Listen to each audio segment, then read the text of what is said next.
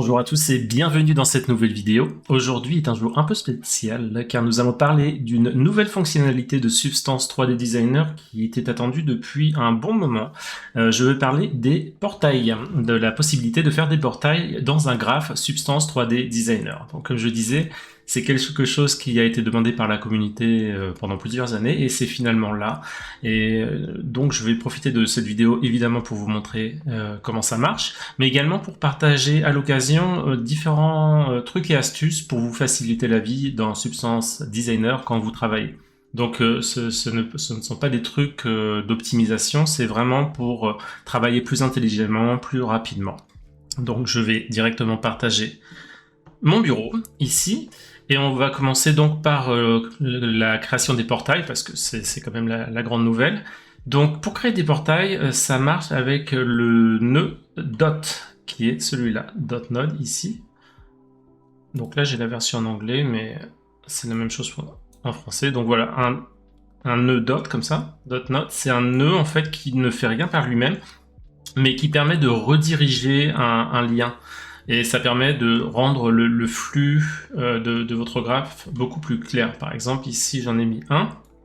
Voilà, parce que si je l'enlevais, comme ça, vous voyez que le lien passerait derrière les nœuds, ce serait pas très lisible. Donc, j'en mets un ici. Et déjà, en soi, voilà, un des premiers trucs, c'est quand vous pouvez utiliser des dot nodes, comme ça vous permet d'avoir un graphe beaucoup plus clair. Donc pour créer un nœud comme un dot node, tout simplement vous pouvez créer ici évidemment, je vais le mettre ici pour qu'on le voit, vous pouvez cliquer ici comme ça, vous pouvez glisser déposer, vous pouvez évidemment passer par la barre d'espace et marquer dot et vous allez l'avoir ici. Une autre méthode beaucoup plus pratique, c'est d'appuyer sur la touche Alt du clavier. Donc quand vous maintenez Alt, vous voyez maintenant que quand vous passez sur n'importe quel lien, vous avez ce point jaune qui apparaît et évidemment, quand vous cliquez, on a un dot node qui apparaît ici. Voilà, donc ça c'est la manière la plus instinctive, on va dire, la plus facile. Alt et on clique. Donc maintenant, revenons au portail. Donc je vais prendre ce nœud ici, rapidement, je vais juste enlever ces deux nœuds dot et je reviens ici. Donc, une autre méthode qui n'est pas unique au dot node, mais si vous sélectionnez ici ce nœud et que vous rajoutez un dot node via la barre d'espace, le menu barre d'espace, vous voyez que non seulement ça va créer le lien, mais ça va reconnecter tous les liens existants. C'est pas nouveau, mais c'est toujours bon de le rappeler. Donc pour créer un portail à partir d'un nœud, vous sélectionnez le dot node et vous voyez que maintenant vous avez ce nouveau paramètre qui vous permet de définir un identificateur pour le portail. Donc je vais l'appeler mon premier portail, comme ça. Donc vous voyez que le nom est ici, et évidemment, on a le même nom qui est maintenant au-dessus du portail. Ça vous permet de savoir que ce dot node a un portail de créer. Donc c'est un input portal, ça s'appelle. Vous voyez que pour le moment, il n'y en a pas ici dans la liste, mais si je crée un nouveau portail, on va en avoir un. On va voir ça tout de suite. Vous allez voir aussi que pour le moment, il n'y a pas d'icône ici de visualiseur, et vous allez voir que ça va changer. Donc je vais créer un nouveau dot node ici, comme ça.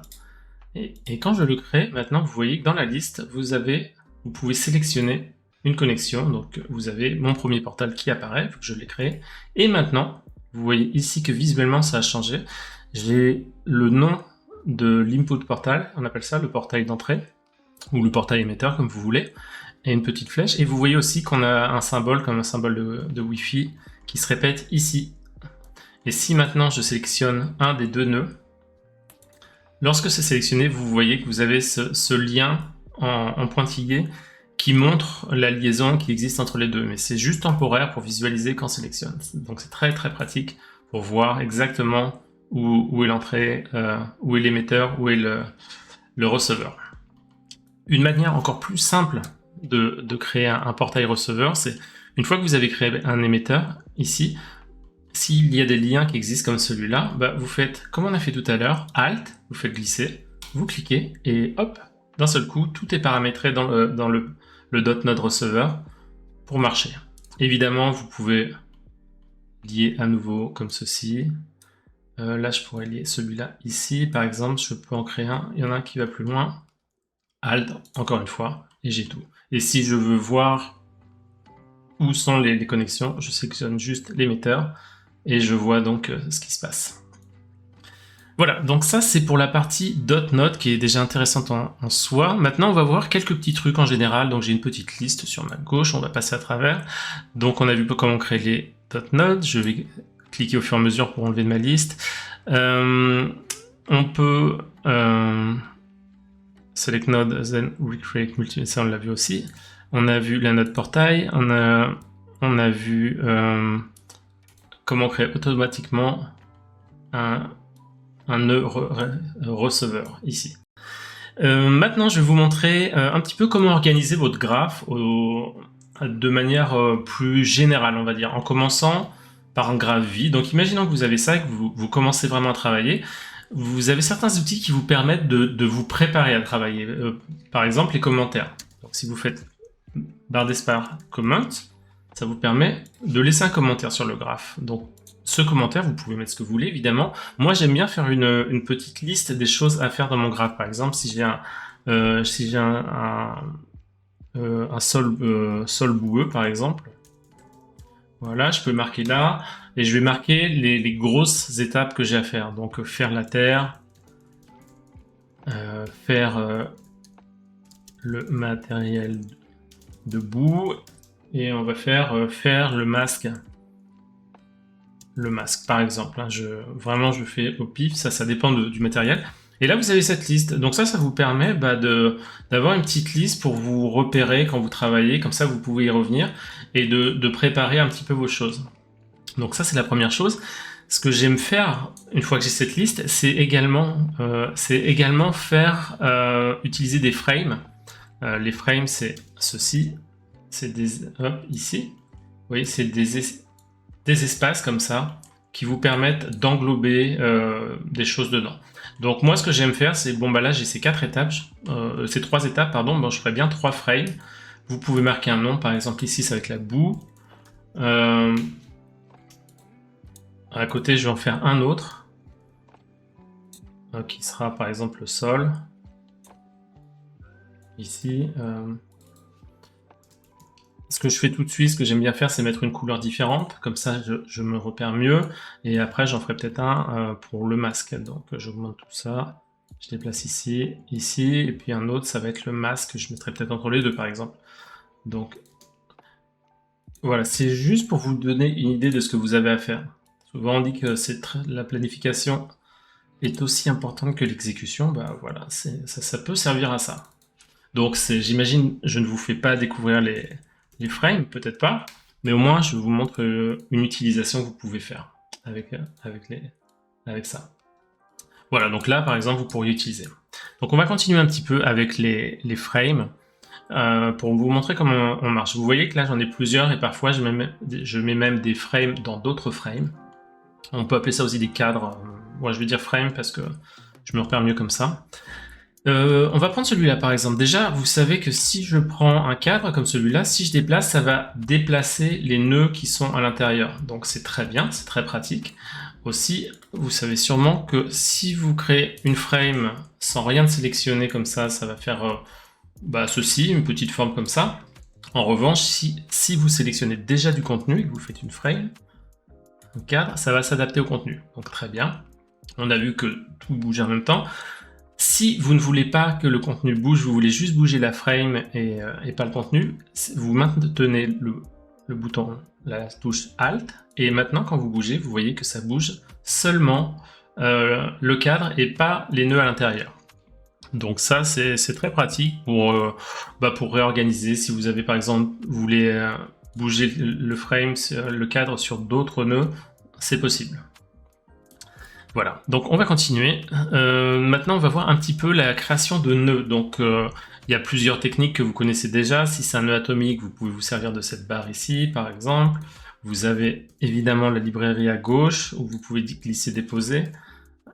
Si vous faites un double clic, ça fait rien. Je voulais juste vérifier, j'avais un doute pendant un moment. Si vous avez évidemment la barre d'espace qui vous donne accès à tous les nœuds. En premier, les nœuds atomiques, et si vous tapez comme ceci, vous allez avoir plus de nœuds. Donc là, je vous apprends pas grand-chose, c'est du connu, on va dire. Maintenant, si vous regardez d'un petit peu plus près cette barre, le menu de la barre d'espace, vous avez vu que vous pouvez activer ou désactiver les favoris. Ce que ça vous permet de faire, c'est quand vous activez les favoris, ceux-ci apparaissent en premier dans la liste, comme vous voyez, j'en ai 3, et vous pouvez en rajouter plus. Donc si je rajoute par exemple le nœud normal, je clique dessus, maintenant il est dans mes favoris. Donc la prochaine fois que j'ouvre, on voit que le nœud normal maintenant est en premier avec les autres favoris. Donc c'est déjà bien pratique en soi. Si vous regardez encore plus, vous voyez que vous avez aussi ce petit clavier ici et qui montre des lettres. En fait, c'est pour activer, désactiver les raccourcis clavier qui sont juste là. Donc ces raccourcis, c'est pas des raccourcis qui sont par défaut, c'est moi qui les ai définis. Donc par exemple, j'ai défini la touche B pour faire apparaître le blend. J'ai défini la touche P, si je ne me trompe pas, pour le pixel processor, etc. Donc c'est les nœuds que j'utilise beaucoup. Encore une fois, si je ne m'en rappelle plus, je peux cliquer là et je vais les voir. Alors comment définir les raccourcis? D'abord, c'est pour les nœuds atomiques, ces nœuds-là. Donc si vous allez dans Edit, Préférences, vous allez dans Shortcut, donc ça doit être ajustement, préférences et raccourcis clavier, j'imagine, dans la version française.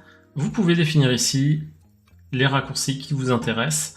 Et ce qui est bien aussi, c'est que si vous utilisez si vous utilisez un raccourci qui est déjà utilisé par défaut, vous voyez que ça vous prévient. Vous avez une erreur pour vous dire attention, là il va y avoir un conflit dans les raccourcis. Donc là je l'enlève, je fais cancel, dans mon cas j'annule. Mais voilà, c'est très pratique d'utiliser directement ces raccourcis. Donc on a vu les favoris. Oui, alors ça c'est aussi peut-être connu. Vous savez que par exemple, vous pouvez créer quelque chose comme ceci.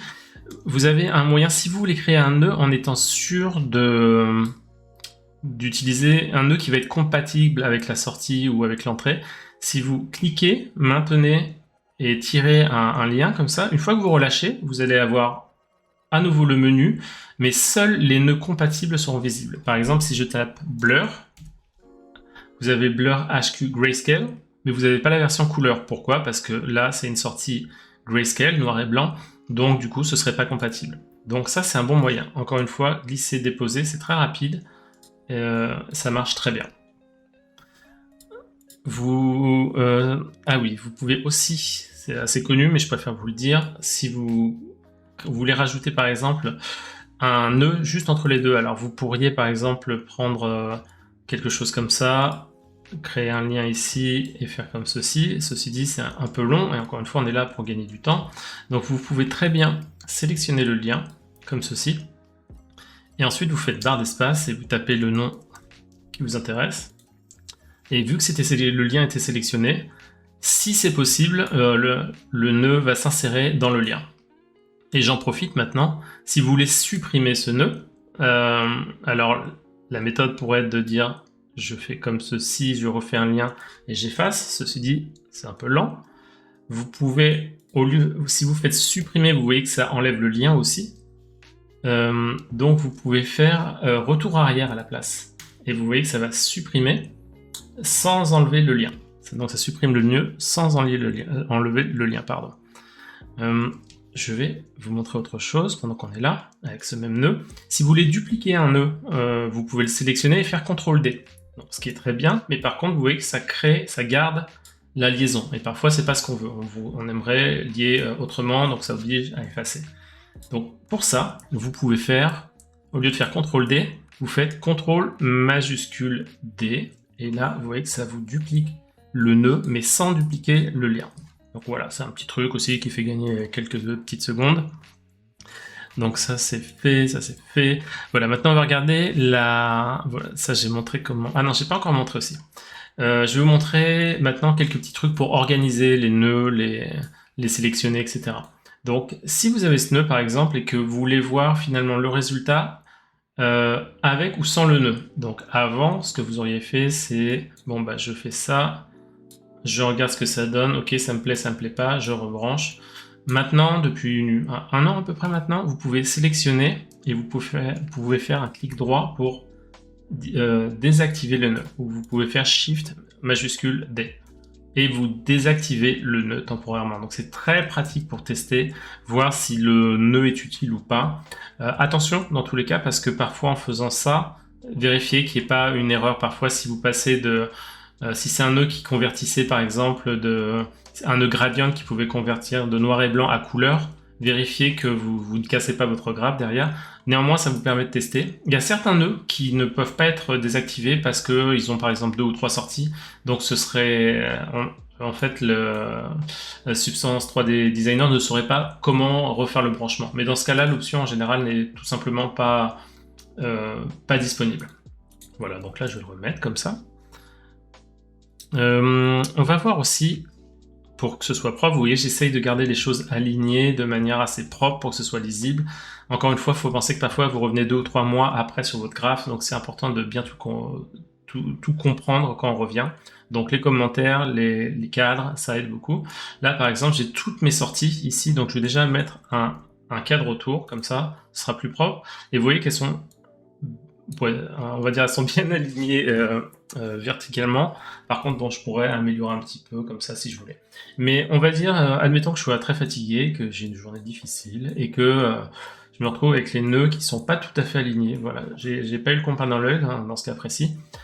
Vous avez un raccourci qui vous permet d'aligner très facilement. Donc vous l'avez ici pour aligner horizontalement ou verticalement, ou sinon les touches pardon, H comme horizontal ou V comme vertical. Dans ce cas-là, je vais aligner verticalement, donc j'appuie sur V. Et voilà, vous voyez que ça va m'aligner tout ça. Ici, par exemple, si on veut tester pour la horizontale, si je prends ça, comme ceci, on va faire par exemple, je prends ces trois, je nomme, je fais H, et voilà, c'est aligné. Donc voilà, les touches H et V pour alignement horizontal et vertical. Une autre manière aussi qui peut être très intéressante pour organiser son graphe et aussi vérifier un peu le flux, si tout marche bien, c'est de faire un clic droit et de faire la Select Upstream Node ou Downstream Node, ce qui signifie sélectionner les nœuds en amont ou en aval, plus ou moins. Donc si je prends par exemple ce nœud et que je fais Select Upstream Node, les nœuds en amont, vous voyez que ça va me sélectionner tous les nœuds qui sont impliqués dans la création de ce nœud ici. Donc maintenant, si je bouge, l'avantage aussi, c'est que si vous devez réorganiser toute une partie, bah vous voyez que je peux tout déplacer d'un seul coup. Donc ça, c'est très bien. Et inversement, vous pouvez sélectionner les nœuds en aval avec Select Downstream Nodes ici. Et maintenant, vous pouvez voir sur quel nœud et on va dire flux ce nœud que j'ai sélectionné influence. Donc c'est très pratique si vous voulez savoir par exemple, ok, est-ce que ce nœud-ci a une influence par exemple sur ma roughness ici? Je sélectionne, je fais downstream et je vois que non, là ça ne le concerne pas. Donc c'est très pratique encore une fois pour débugger par exemple. Alors voilà, maintenant je vais vous parler de petits... C'est des choses connues mais je préfère vous les montrer. C'est créons quelques nœuds. Je vais prendre 2-3 bruits. Donc là, je vais par exemple, dans mes favoris, j'ai le Fractal Sumbase, très bien. Je vais aussi prendre un checker. Voilà, un petit échiquier ici. Et je vais créer des nœuds blend. Donc j'ai la touche B qui est configurée, donc je l'utilise. Comme ça, j'en prends 3. Voilà, donc ça c'est quelque chose d'assez commun, mais je préfère vous le montrer. Si par exemple vous devez brancher cette sortie à différentes entrées comme ça. Donc je pourrais faire, j'en clique un, je vais rechercher, j'en clique un autre, j'en clique un autre, etc. Là, voilà, mais bon, on peut faire plus efficace. Parce que si vous maintenez la touche CTRL, en même temps que vous cliquez, lorsque vous créez le premier lien, vous voyez que j'en recrée directement un deuxième, et un troisième, quatrième. Tant que je maintiens la touche CTRL, en fait, je crée des liens à partir de celui-là. Une fois que je la lâche et que je clique le dernier, vous voyez, j'en ai plus. Donc ça, c'est très pratique. Autre chose qui est très pratique, si par exemple, finalement, vous dites, bah non, je veux pas que ce soit le Fractal Sumbase, le nœud qui va influencer tout ça, mais je veux que ce soit le checker. Donc vous pourriez recréer une à une toutes les liaisons. Ceci dit, encore une fois, on veut travailler efficacement. Donc si vous maintenez la touche majuscule, comme ça, vous pouvez débrancher ici et rebrancher où vous voulez, dans notre cas, dans le checker ici. Voilà, donc beaucoup plus pratique. Donc encore une fois, la première touche pour dupliquer, c'était CTRL, pour brancher plusieurs fois. Et pour débrancher et rebrancher, c'est la touche majuscule de votre clavier. Donc CTRL et majuscule, c'est très pratique. Autre chose que vous pouvez faire, dans ce cas précis, par exemple, vous avez une blend. Si vous vous rendez compte que vous avez inversé les liens, en fait, que vous n'avez pas branché correctement, vous pouvez sélectionner 2 liens comme ça, et appuyer sur X, et ça va inverser la connexion, ça va intervertir la connexion. Donc, voilà, X, vous voyez, très pratique aussi. Voilà, maintenant on va voir des petites choses pour tester lorsque vous testez un peu votre graphe. La première chose qu'il faut connaître, si vous avez un graphe avec beaucoup de paramètres, vous voyez que vous en avez beaucoup, et une fois que c'est paramétré, en fait, parfois on a un petit peu peur d'y toucher parce que on a peur de détruire un petit peu les valeurs qu'on a définies dans notre graphe. Dans ce cas précis, je vous invite à vous servir de la vue Preview, prévisualisation, qui vous permet de tester. Alors, je vais juste prendre la heightmap qui est ici, parce que c'est elle qui a une grosse influence. Donc, quand vous êtes en vue Preview, ici, dans les paramètres, vous pouvez changer les paramètres, jouer avec, voir ce qui vous plaît, etc., sans casser quoi que ce soit, parce que c'est vraiment une prévisualisation qui est de manière temporaire. Si je retourne dans mes paramètres, vous voyez que je retourne à la case départ. Si pour une raison ou une autre, vous avez changé les paramètres et qu'ils vous plaisent, vous dites finalement je veux ça par défaut, vous pouvez aller ici et dire je veux que ces paramètres soient les nouveaux paramètres par défaut. Vous pouvez aussi créer un preset qui vous permet de définir un état bien particulier. Par exemple, si vous faites une peinture et dites ah là j'ai un super état de peinture rouillée, je veux le sauver pour mon utilisateur final, vous pouvez. Et sinon, vous pouvez revenir aussi au départ à Default Settings, voilà, Settings par défaut, Réglage par défaut, et comme ça vous revenez au point de départ. Donc très très intéressant pour tester. Autre chose que vous pouvez faire, qui est très connue, mais je préfère vous le montrer aussi, avec les entrées d'image, donc les inputs, on appelle ça en anglais. Donc je vais prendre par exemple cet input de couleur, et on va dire que ça c'est une image qui va... En fait, ce nœud permet à un utilisateur d'importer une image de son choix pour la modifier d'une manière ou d'une autre. Donc on va dire par exemple que je veux faire importer une image de mon choix et je veux la flouter. Donc je vais utiliser Blur HQ Grayscale, celui-là, et je le branche. Pardon, je vais prendre couleur, donc je peux faire comme ça, comme j'ai montré tout à l'heure. Voilà, là ça marche. Et évidemment, qu'est-ce qui se passe? Il se passe rien du tout. Pourquoi? Parce que c'est une entrée, mais il n'y a rien dedans pour le moment. Et en fait, on pourrait se dire, bon ok, comment je fais? Parce que je veux voir quand même le temps que je fasse mon graphe. Donc je vais prendre une petite image magnifique, une magnifique image d'un live stream précédent. Regardez, c'est formidable. Et on pourrait dire, bon voilà, j'ai une image, une bitmap, je vais la brancher et ah, chouette, j'ai mon effet, je vois ce que ça donne, je peux régler, etc., jusqu'à ce que je sois content. Mais c'est pas cette image finalement que je veux utiliser au final, donc je dois rebrancher ici. Et là, du coup, j'ai perdu ma visualisation. Et si je dois faire des nouveaux changements, je dois repasser de l'un à l'autre comme ça. C'est pas très pratique. Heureusement, c'est quelque chose auquel on a pensé depuis bien longtemps. Et vous pouvez prendre n'importe quelle image et la glisser, déposer directement dans le nœud input, dans le nœud d'entrée, comme ça. L'image va apparaître, elle va fonctionner dans le graphe, mais elle est vraie. En fait, elle n'est pas exportée dans l'outil que vous allez construire. Elle est vraiment juste là pour prévisualiser le résultat pour que vous puissiez travailler. Donc ça, c'est la méthode si vous avez des nœuds input pour pouvoir travailler sans ajouter réellement d'image dedans. Voilà, donc ça c'est fait. Maintenant on va faire, je vais vous montrer un petit truc aussi si vous travaillez avec des maps de hauteur, des height maps. Donc par exemple celle-ci, c'est une map qui va servir de map de hauteur et parfois on a du mal à visualiser. Par exemple, je vais prendre un bruit, donc je vais prendre le Fractal Sunbase, encore qui est un bruit assez classique comme celui-ci, et je vais baisser l'intensité volontairement. Donc pour ça, je vais prendre un nœud qu'on appelle histogram range. Et je vais vraiment mettre une toute petite intensité. Donc pour ça, je vais baisser le range à quelque chose comme ça. Et là, vous voyez, quand j'ai quelque chose comme ça, pour l'œil humain, pour le nôtre, c'est assez difficile à lire les détails, ce qui se passe en fait, parce que c'est vraiment subtil. dans une map de hauteur, c'est difficile à lire à l'œil nu. Ce que vous pouvez faire dans ces cas-là, c'est tout simplement prendre un nœud normal qui vous permet de générer une normal map, mais qui est juste là de manière temporaire. Vous augmentez ici, vous passez l'intensité à 20 par exemple, et là vous voyez ce qui se passe. Vous voyez ici, donc maintenant si je commence à jouer avec ça, changer le niveau minimum par exemple, et le niveau maximum, voilà, bien que là ce soit plus ou moins clair, bon là encore ça se voit encore, mais ici vous allez avoir vraiment tous les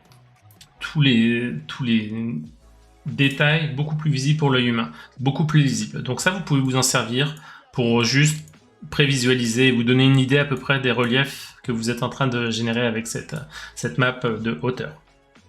Voilà, dernier conseil que je vais vous donner, un conseil un peu plus technique, en fait j'en ai deux exactement, c'est avec le pixel processor, donc en soi le pixel processor est technique, et vous permet de générer beaucoup de choses de manière mathématique. Donc on va reprendre, tiens je vais reprendre ce bruit là, ici, voilà, je vais le brancher, donc rapidement dans le pixel processor je vais rentrer dedans, je vais aller chercher la position, donc ce que je fais, vous n'êtes pas obligé de le faire, c'est juste, je suis en train de le préparer pour vous montrer l'exemple. Et là, je vais prendre un sampler Grayscale. Ce que je fais, je lui fais afficher ce qui est en entrée.